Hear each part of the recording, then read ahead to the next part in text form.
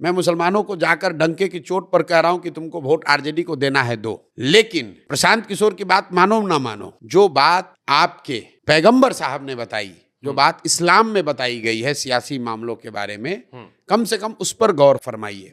मुसलमान आज बिहार में दलितों के बाद सबसे ज्यादा गरीब और फटेहाल है, फिर भी मुसलमान आरजेडी को वोट देता है। मुसलमान ये खड़ा होकर कहता है क्या करें, हम तो भाजपा के डर से देते हैं, लालू जी के अलावा कोई विकल्प नहीं है, हमको तो सबने ठगा है। तो मैं उनको कुरान के हवाले से बताता हूं कि भाई पैगंबर साहब ने कहा कि जिस कौम को अपने रहनुमाओं की समझ न हो उसके ऊपर जालिम हुक्मरानों को मुसल्लत कर दिया जाता है। तो अगर आप ये कह रहे हैं कि आज के हुक्मरान जालिम हैं, तो पैगंबर साहब की बात कही हुई गलत तो हो नहीं सकती। उस पूरे लाइन को पढ़ो। उन्होंने कहा कि जालिम हुक्मरान आप पर तब मुसल्लत किए जाएंगे जब आप गलत रहनुमाओं का चुनाव करेंगे।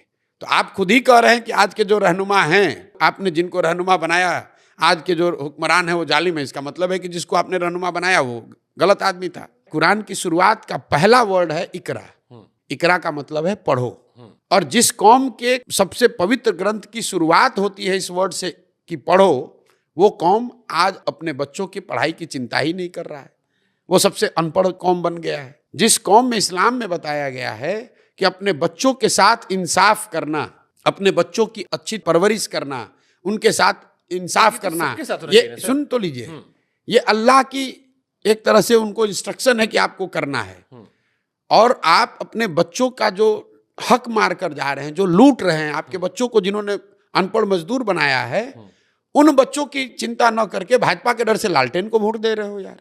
आपको लग रहा है केवल डर से वोट दे रहा है? बिल्कुल, मुसलमान सिर्फ भाजपा के डर से वोट देता है। और यही बात मैं मुसलमानों को कह रहा हूं कि भाई आप कहते हो कि आप अल्लाह को छोड़कर किसी से नहीं डरते हो, और यहाँ हालात ये है कि भाजपा का डर दिखाकर चोर बदमाश डकैत भी आपसे वोट ले जाता है।